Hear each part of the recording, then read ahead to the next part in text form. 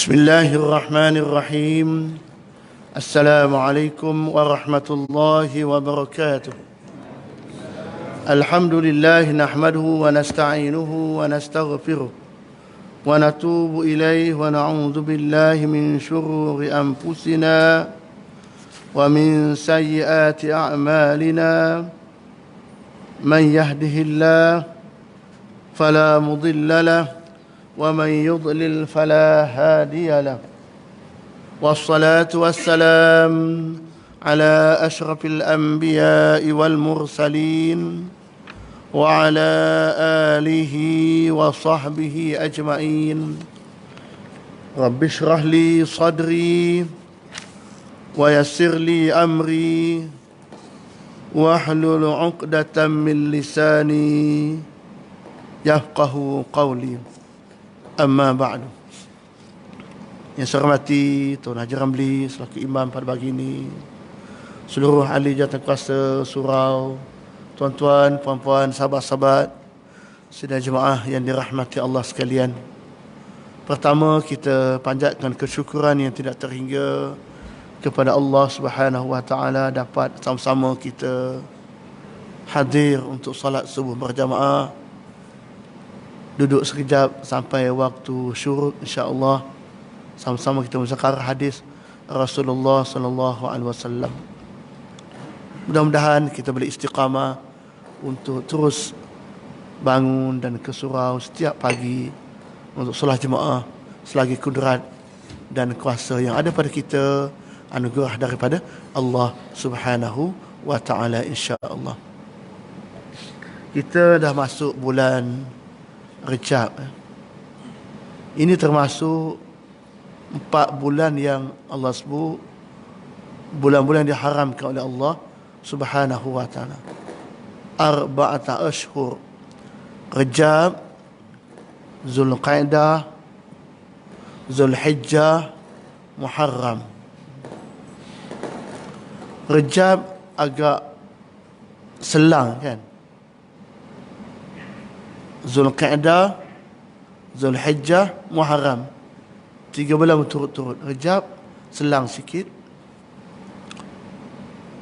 Dikatakan pada zaman jahiliyah dahulu, kalau pada bulan Zulqa'dah mereka mempersiapkan diri untuk pergi menunaikan haji. Bulan Zulhijjah buat haji. Bulan Muharram balik dari buat ibadat haji. Bulan Rejab dikatakan waktu itu mereka biasa buat umrah. Jadi pada zaman jahiliyah 4 bulan ini dilarang untuk berlaku persengketaan, peperangan dan seumpamanya untuk memberi keamanan kepada mereka bergerak ke kota Makkah. Artinya kalau dulu misalnya di padang pasir ada rompakan menjadi suatu pekerjaan, merompak di padang pasir barang dagang. Bulan ini semacam mereka berhenti kerja tu, buat kerja lain.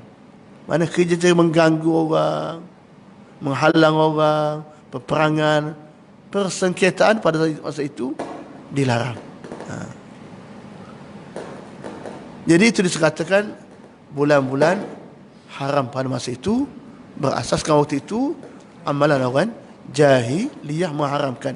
Dalam konteks Islam, kita dilarang sama sekali untuk buat benda-benda yang seumpama itu, yang tidak elok, yang menghalang perkara yang baik untuk kita laksanakan.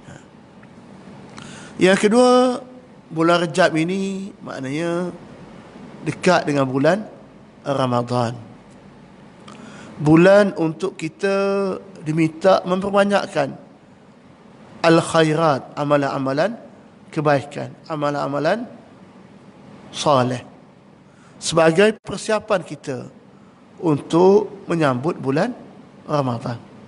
Dalam bahasa mudah mungkin warm-up persiapan kita untuk sampai ke bulan Ramadan. Kita bersiap sejak bulan Rejab, sejak bulan Sya'ban. Bulan yang paling kita tunggu ialah bulan Ramadan, di mana pada bulan Ramadan amalan sunat digandakan, semacam pahala amalan fardu. Alam fardu digandakan semacam buat 70 fardu di luar bulan yang lain. Diberi lagi malam Lailatul Qadar yang baik daripada 1000 bulan. Jadi untuk mencapai semua perkara itu perlu kita ada persiapan yang awal. Perlu kita target lebih awal. Masuk Ramadan kita boleh terus jalan buat amal-amal. Jadi amalan seperti itu kita mulakan perbanyakkan sejak bulan Rajab, bulan Syagar sampai Ramadan kita sudah cukup persiapan untuk mendapat pahala yang Allah janjikan berganda-ganda berbanding bulan-bulan yang lain, insya-Allah. Allahumma barik lana fi Rajabin wa Sya'ban wa ballighna Ramadan. Mudah-mudahan usia saya kita semua Allah sampaikan ke bulan Ramadan al-Mubarak pada tahun ini, insya-Allah, untuk mencapai meningkatkan amal soleh kita. Banyakkan beristighfar, banyakkan bersedekah dan seumpamanya segala amal baik kita cuba pertingkatkan. Bila kita ada target, ada matlamat, masuk je bulan Ramadan, seronoklah. Sebab dah ada matlamat kita, dah ada target kita. Tapi kalau kita masuk tanpa persiapan Ramadan, minggu pertama penuh, minggu kedua makin kurang, minggu ketiga makin slow, minggu keempat tak ramai balik asal kan. Rugilah. Rugi. Momentum itu rugi. Kerana makin akhir Ramadan makin sepatut digandakan. Sepatut makin ramai. Sebab apa? Kemungkinan adanya malam Lailatul Qadar. Jadi persiapan ini perlu daripada awal lagi untuk sampai ke bulan Ramadan al-Mubarak. InsyaAllah kita doakan agar kita boleh mengisi Ramadan ini dalam keadaan kita cukup bersedia untuk mendekatkan diri kita kepada Allah Subhanahu wa ta'ala, insya-Allah. Pagi ini kita akan bincang tentang kelebihan menjaga alam sekitar kita. Dua hadis An Abdullah bin Amr qala Rasulullah sallallahu alaihi wasallam, Ar-rahimu yarhamuhumur rahman, irhamu man fil ardi yarhamkum man fis sama. Rawi At-Tirmizi. Daripada Abdullah bin Amr katanya, Rasulullah sallallahu alaihi wasallam bersabda, orang yang mempunyai sifat kasih sayang Ar-Rahman akan dirahmati oleh Ar-Rahman, oleh Allah Subhanahu wa ta'ala. Sayangilah, irhamu man fil ardi, makhluk di bumi, yarhamkum man fis sama, nescaya kamu akan disayangi oleh penduduk di langit. Dalam ayat ini Nabi menyebutkan tentang sifat penyayang, sifat Ar-Rahman yang dituntut dalam ajaran Islam, di mana kita mencuba sifat Ar-Rahman dengan semua makhluk kita di bumi, dan ia termasuk dalam rangka ibadat kita kepada Allah Subhanahu wa ta'ala. Nabi sebut, kalau kita menyayangi makhluk di bumi, kita akan disayangi oleh penduduk di langit. Maknanya sifat kita dalam hidup ini menyayangi, merahmati makhluk di bumi ada kaitan dengan penyayang di langit. Dalam sebuah ayat Al-Quran, surah Al-Anbiya 107, Allah berfirman, "Wa ma arsalnaka illa rahmatan lil alamin." Tidak kami utus ke engkau, wahai Muhammad, melainkan untuk menjadi rahmah, memberi kebaikan lil alamin, kepada seluruh alam. Artinya perutusan Nabi kita Muhammad sallallahu alaihi wasallam adalah untuk memberi rahmat, kebaikan pada seluruh makhluk. Nabi diutuskan, kita mendapat kebaikan. Makhluk selain manusia, pokok, binatang, semua sekali makhluk yang sebegitu pun mendapat kebaikan dengan perutusan Nabi kita Muhammad sallallahu alaihi wasallam. Jadi, Nabi mengajar kita sayangi makhluk di bumi, sama ada manusia atau bukan manusia, termasuk alam seluruhnya, nescaya kita disayangi oleh penduduk di dalam itu kaitannya.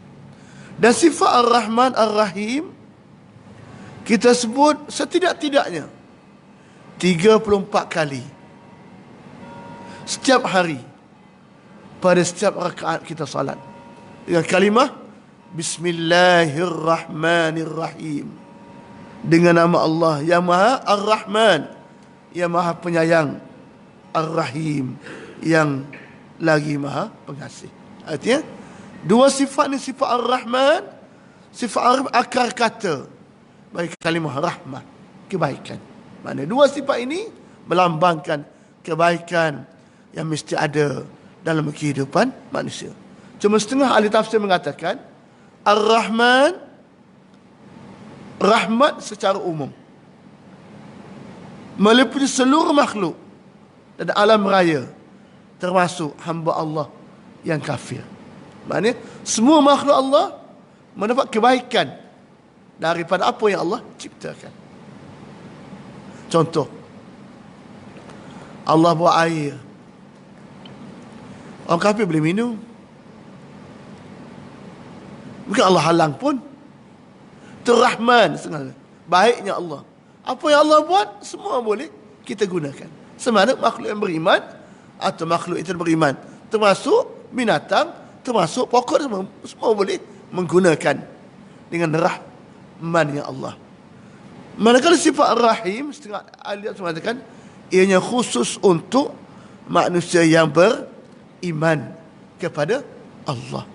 Makna yang Allah sayang, yang Allah kasih, yang Allah redha orang yang beriman kepada Allah.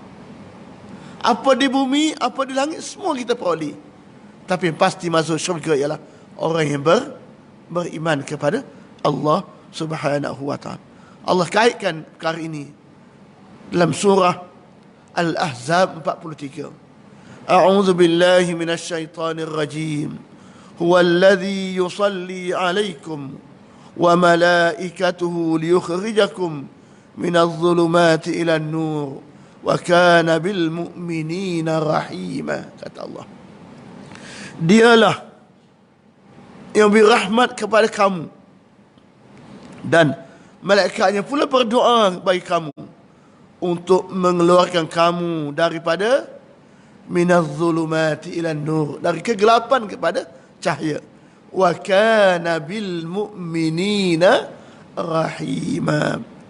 Allah sentiasa melimpah ruahkan rahmatnya kepada siapa? Orang yang al-mu'minin, orang yang beriman. Jadi itu menunjukkan sifat Rahim ini sifat pengasihnya Allah, khusus untuk orang yang beriman. Sifat Rahman secara umum semuanya dapat, sama ada beriman atau tidak, atas apa yang Allah berikan di bumi ini, tanpa Allah nafikan. Boleh Allah tak nak bagi kan, korek tanah tak dapat orang kafir, bahan mentah Allah bagi semua. Apa dia bahan mentah? Air, tanah, pasir, angin, minyak, semua tu kan, semuanya boleh menggunakan, sama ada muslim ataukah kafir. Itu rahmannya Allah, baiknya Allah pada seluruh makhluk yang diciptakan. Namun yang beriman pasti dikasihi dan masuk syurga Allah Subhanahu wa ta'ala. Allah sambung dengan surah Ali Imran ayat 31. Kul in kuntum, kata Allah, tuhibbuna Allah, katakanlah Muhammad, jika benar kamu tuhibbuna Allah, kasih pada Allah, fattabi'uni, ikutlah aku, yuhibbukumullah, pasti kamu akan Allah sayang, wa yaghfir lakum dzunubakum, Allah akan ampunkan dosa kamu, Wallahu ghafurur rahim.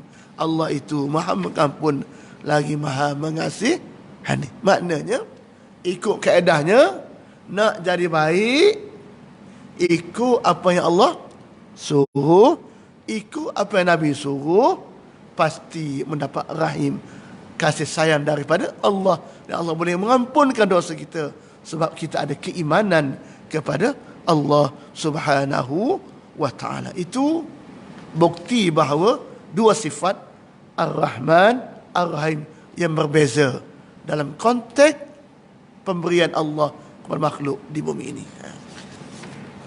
Apa yang kita nak bincang di sini ialah tentang apa sepatutnya, apa prinsip hidup kita ini dalam konteks sifat penyayang pengasih ini.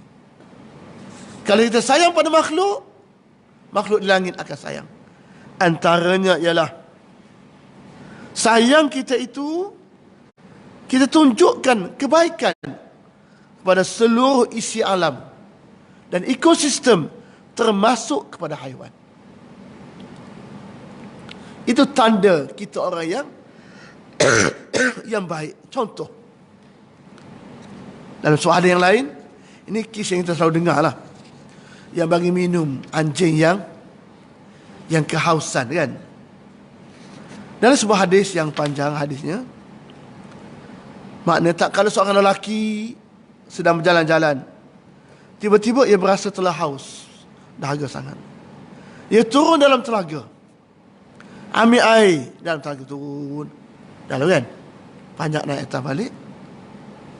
Bila keluar ke atas telaga, nampak seekor anjing terjelir-jelir lidahnya, menjilat tanah yang lembap, menandakan anjing itu pun kehausan. Berkata lelaki itu, pastinya anjing ini dahaga, seperti dahaganya aku sebelum ini. Dia turun balik dalam telaga, isi air dalam kasutnya, angkat naik ke atas, beri minum pada anjing yang kehausan. Lalu Allah memberi pahala dan mengampuni dosanya. Adakah kamu beroleh pahala? Wahai Rasulullah, wahai Rasulullah, boleh pahala ke? Ini anjing, binatang yang najis mughalladhah. Nabi kata, ya, menolong semua makhluk yang hidup pasti ada pahala. Itu sifat Rahman, hatta kepada binatang sekalipun. Ini menunjukkan bahawa Islam mengajar kita mesti menyayangi seluruh makhluk, hatta kepada binatang. Kalau kita mungkin kucing kan, mungkin minggu lepas Puan Aziz kan panggil bomba, kucing terperangkap atas bumbu rumah dia selama tiga hari kan. Lepas tu dideklarkan jumpa pemiliknya, dia bela dulu, bagi makan dulu. Itu sifat yang baik. Maknanya sifat hatta kepada binatang pun jangan kita buat zalim. Jadi kalau bela binatang, bela kucing ke, bela apa-apalah yang kita kurung di rumah kita misalnya, pastikan cukup makanannya, cukup airnya. Sekali-sekala mungkin lepas bagi bergerak. Jangan kita menyeksa hatta kepada binatang sekalipun. Itu sifat yang harus ada. Kawan saya dulu, dia meninggal dah. Saya mungkin dah sebut itu. Perempuan, dia kerja di Bahrain, suami dia.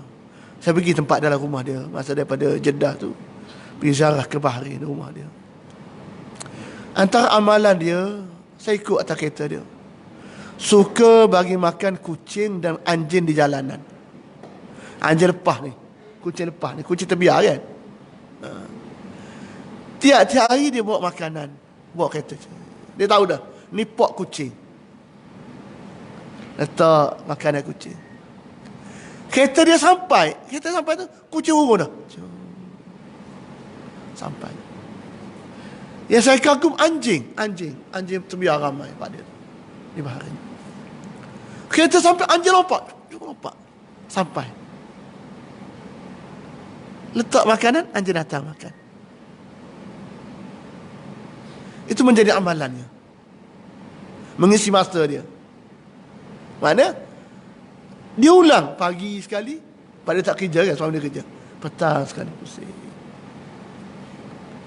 Hatta sampai ke peringkat yang kena langgar kereta pun dia ambil bawa ke veterina. Dia waktu di bahari itu, orang bukan Islam pun sayang kat dia. Lepas dia meninggal. Maknanya kalau anjing dia pakai sarung tangan lah. Sarung tangan semua. Saya ikut kali dia. Saya ikut anjing tu, pati kaki dia patah. Saya tu. Jadi lompat tunjuk.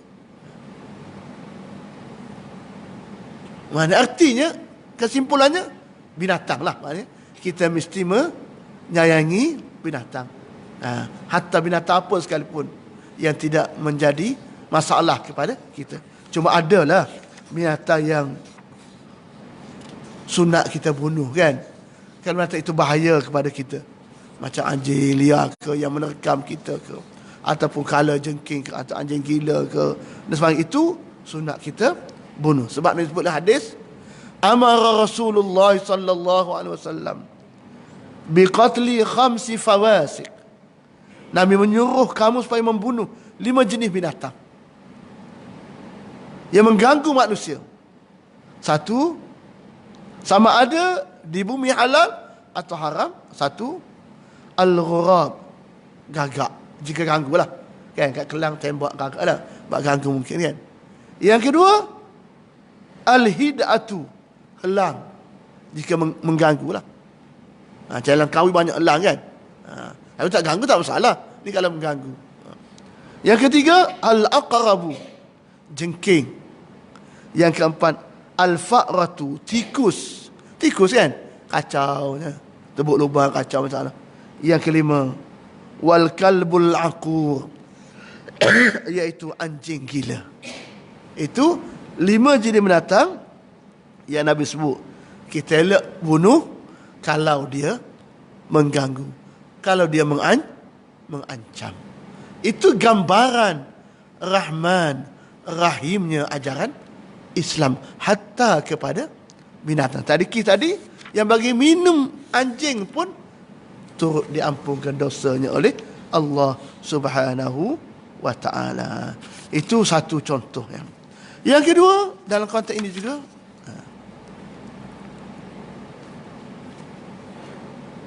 membantu menyelesaikan masalah dan krisis yang berlaku dalam kehidupan kita.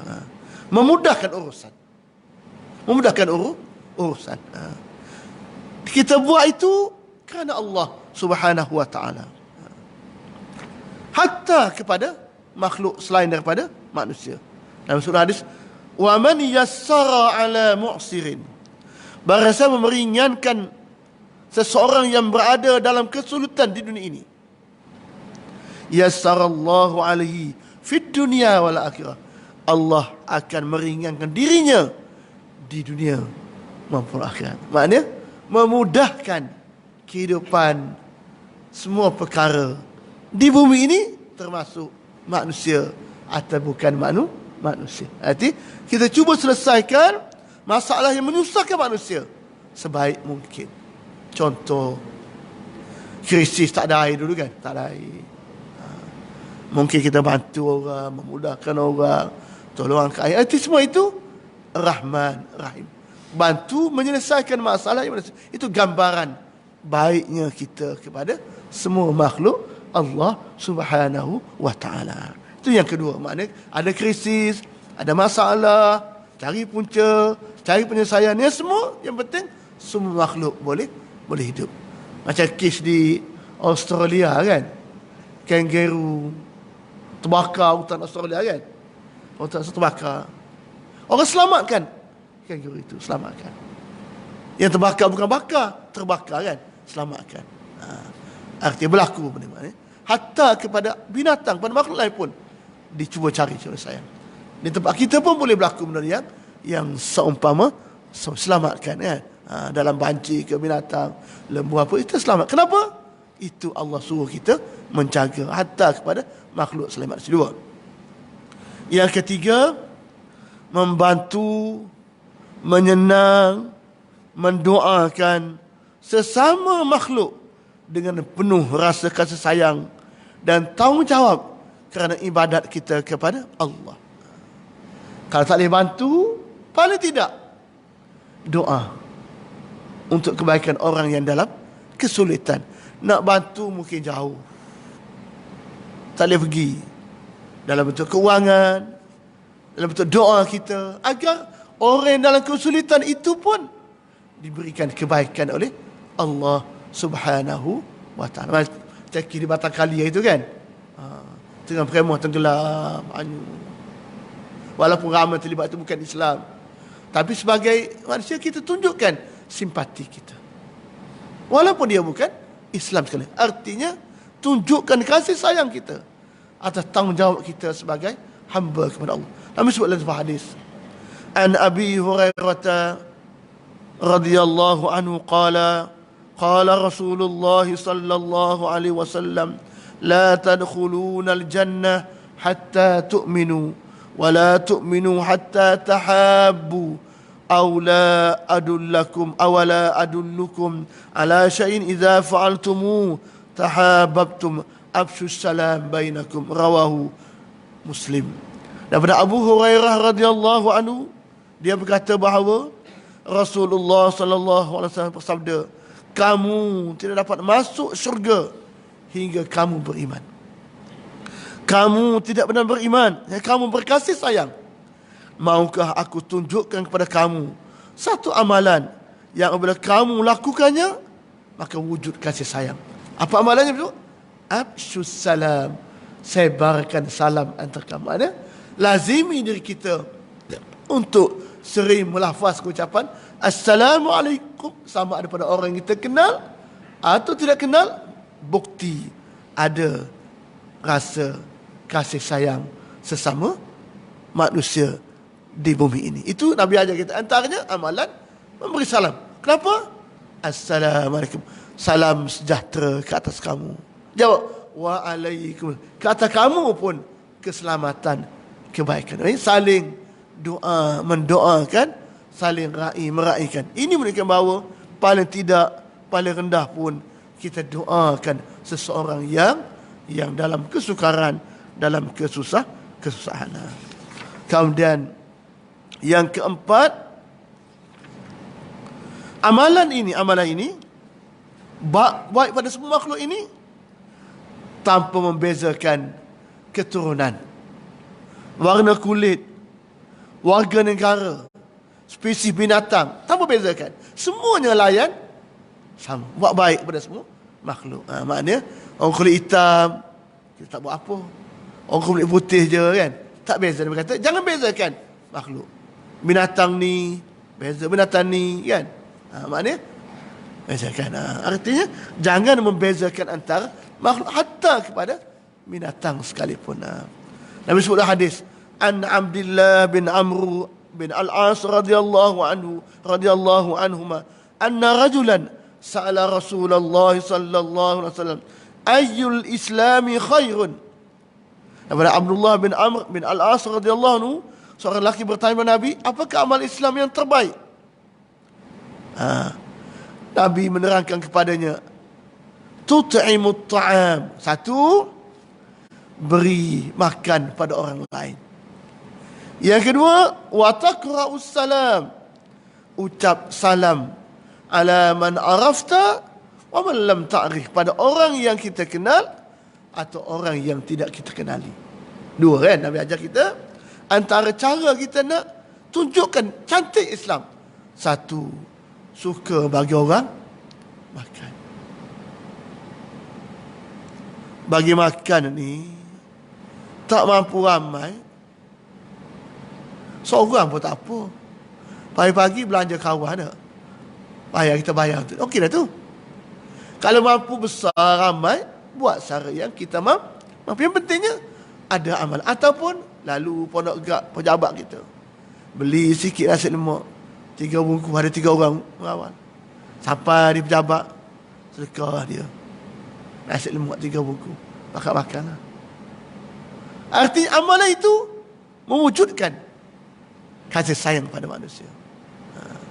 Macam di Bahrain itu, kawan saya beritahu, seorang amah Indonesia, dia nak pergi kerja rumah token dia tu, di rumah sewa dia, bawa makanan kucing selalu. Ada makanan kucingnya, siapa tu jalan? Letak. Dia tahu dah ni pok kucing, dia tak jalan. Ada je dalam beg dia tu makanan kucing. Nak tunjuknya itu amalan yang boleh bagi makan. Mana? Manusia apatah lagi orang yang kelaparan, orang kita sayangi. Arti itu satu amalan yang boleh mendekatkan. Jangan fikir banyak kan. Jangan fikir besar-besar. Kalau fikir besar, memang tak mampu lah kan. Fikir benda yang kecil-kecil. Tapi ada amalan tut'imut ta'am, bagi orang makan. Kalau tunggu besar, memang tak mampu lah. Kita mulakan dengan yang simple-simple, yang mudah-mudah. Mungkinlah pekerja kutip sampah kita tu, kan? Sekali-sekala kita prepare dekat rumah mineral water. Bangun subuh dia ada bagi air mineral mungkin. Lama-lama sampah rumah kita pun dia kutip elok agaknya. Bukan nak tu, bukan kita nak balasan. Kita naknya buat baik dengan sama manusia. Yang kedua, Nabi kata sambungkan ucapan salam pada orang yang kita kenal, apa orang yang tidak kenal. Ini semua amalan yang boleh menunjukkan sayang kita, kasih kita kepada sesama manusia. Sebab itulah bila Nabi pindah ke Madinah, hijrah ke Madinah, antara ucapan pertama Nabi kata, pertama, absyus salam, bagi salam. Yang kedua, tut'imut ta'am, bagi orang makan. Yang ketiga, bangun malam untuk qiyamul lail. Artinya Nabi mengajar kita bahawa nak merapatkan 2 kelompok manusia, Muhajirin, Ansar. Muhajir orang Mekah, Ansar Madinah, nak merapatkan, lazimkan ucapan salam, lazim bagi orang makan, dan selalu bangun malam doa kepada Allah biar wujud kasih sayang kita kepada sesama manusia. Ini semua adalah gambaran cantiknya ajaran Islam, tidak membezakan antara manusia dan juga pada binatang. Yang kelima, nak menjaga alam ni juga, amalan juga, amalan kebajikan dan sedekah yang bakal diberedaan dan ganjaran daripada Allah. Suka bersedekah.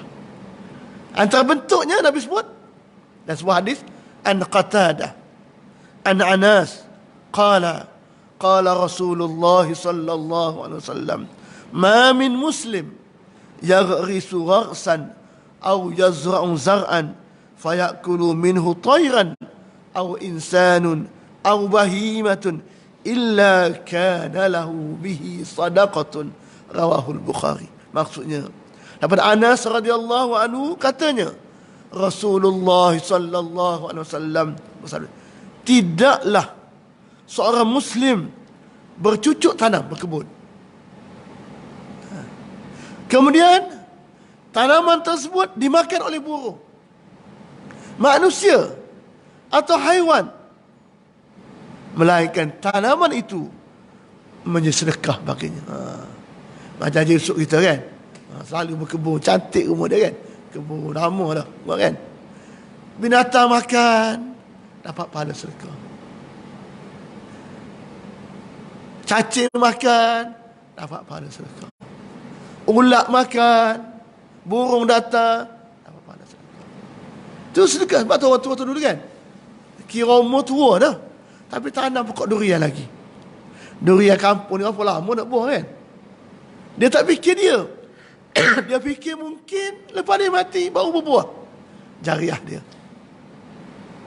Atau tanam pokok kelapa, tanda sempadan tanah dah.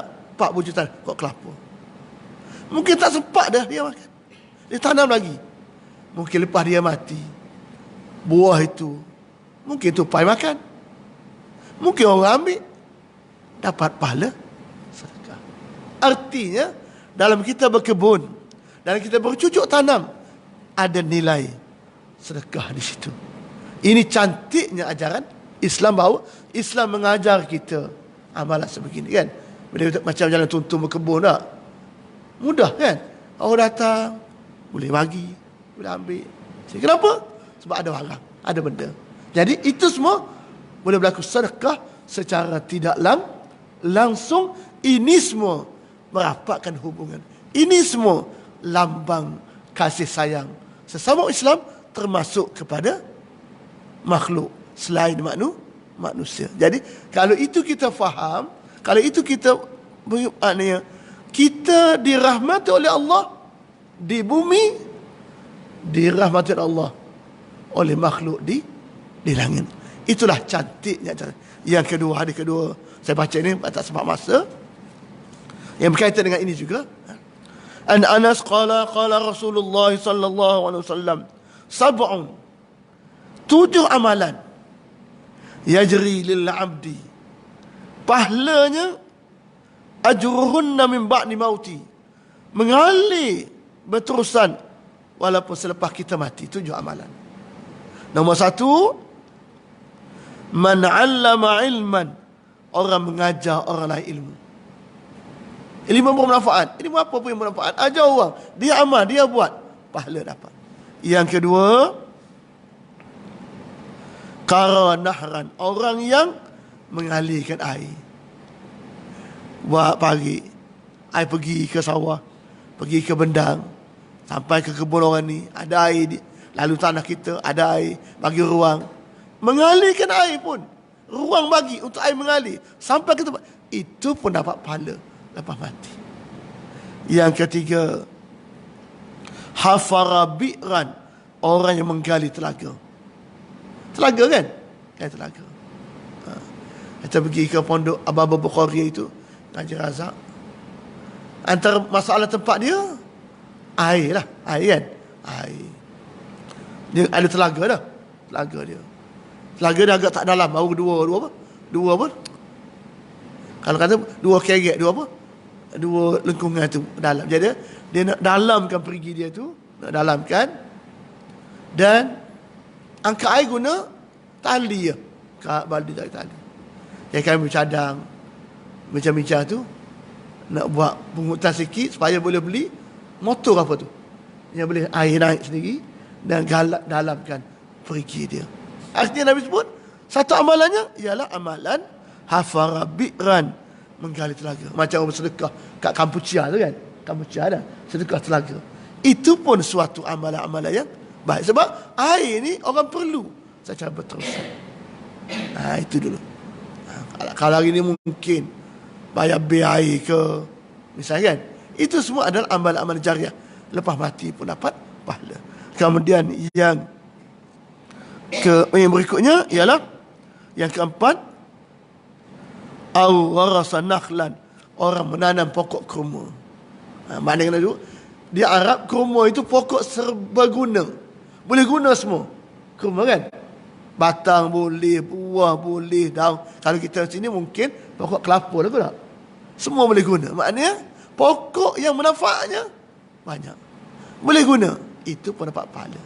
Kemudian bana masjidan, orang yang membina masjid. Sikit kita bagi, kita buat surah kita ini pun dapat saham. Yang berikutnya, orang yang warasa mushafan, orang yang mewariskan mushaf, letak Quran kat masjid, letak kat surau, orang baca, itu pun dapat pahala pada kita sampai tak boleh guna Quran itu. Dan last sekali, taraka waladan, orang meninggalkan anak, yastaghfiru lahu ba'da mauti, dan anaknya mohon ampun kepadanya selepas dia mati. Rabbighfirli wa liwalidayya warhamhuma kama rabbayani shaghira. Artinya Anak doa kita selalu dalam solat dia, luar solat dia, itu anak yang soleh. Itulah Nabi sebut 7 amalan. 5 daripadanya berkait dengan persekitaran. Air, alih air, gali telaga, tanam pokok, itu semua berkait dengan alam sekitar. Artinya alam sekitar pun sebahagian daripada tuntutan yang daripadanya dapat pahala, walaupun selepas kita meninggal dunia bertemu dengan Allah Subhanahu wa taala. Sebab itulah semua makhluk ini sebenarnya sentiasa bertasbih kepada Allah. Pokok, batu bertasbih memuji Allah. Jadi kita jaga benda ini, jaga semua ini, itu suatu amalan yang baik. Jadi kesimpulannya untuk hari ini, kita faham bahawa amalan menjaga alam sekitar, amalan sifat Rahman Rahim, sifat ini tuntut dalam ajaran Islam. Jangan hanya setakat manusia, tapi juga kepada makhluk selain daripada manusia, turut mendapat nilaian pahala di sisi Allah Subhanahu wa taala. Sebab itulah, jangan hina manusia, jangan hina pokok, jangan hina binatang, sebab dia beri kebaikan kepada kita. Sebab itulah, pokok kalau berbuah kan, buah pertama, Allahumma barik fi sabarina, ya Allah berkatilah buah ini. Maknanya mujur tanam ciku ni berbuah, dalam pasu tanam berbuah, alhamdulillah, seronok kan. Artinya kita puji-muji kan. Itulah gambarannya, cantiknya. Jadi marilah kita sama-sama menghayati amalan Ar-Rahman Ar-Rahim, penyayang, pengasih kepada semua makhluk Allah. Itu ajaran ini tuntut oleh ajaran Islam. Jadi kalau amalan ini kita boleh laksanakan, sama-sama kita dapat faedahnya, walaupun selepas mati bertemu dengan Allah Subhanahu wa taala. Saya cukuplah setakat itu yang baik daripada Allah, yang buruk kelemahan saya sendiri. Aqulu qawli hadza wa astaghfirullah li wa lakum, wa billahi taufiq wal hidayah. Wassalamu alaikum warahmatullahi wabarakatuh. بسم الله الرحمن الرحيم. الحمد لله رب العالمين حمدا يوافي نعمه ويكافئ مزيده. يا ربنا لك الحمد كما ينبغي لجلال وجهك وعظيم سلطانك. اللهم إنا نسألك علما نافعا ورزقا واسعا وعملا متقبلا. اللهم اجعل جمعنا هذا جمعا مرحوما وتفرقنا من بعده تفرقا معصوما.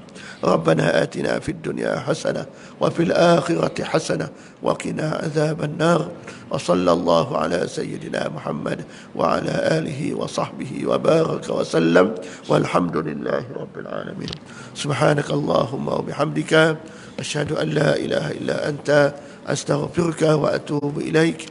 بسم الله الرحمن الرحيم. والعصر إن الإنسان لفي خسر إلا الذين آمنوا وعملوا الصالحات وتواصوا بالحق وتواصوا بالصبر وبالله التوفيق والهداية. السلام عليكم ورحمة الله وبركاته.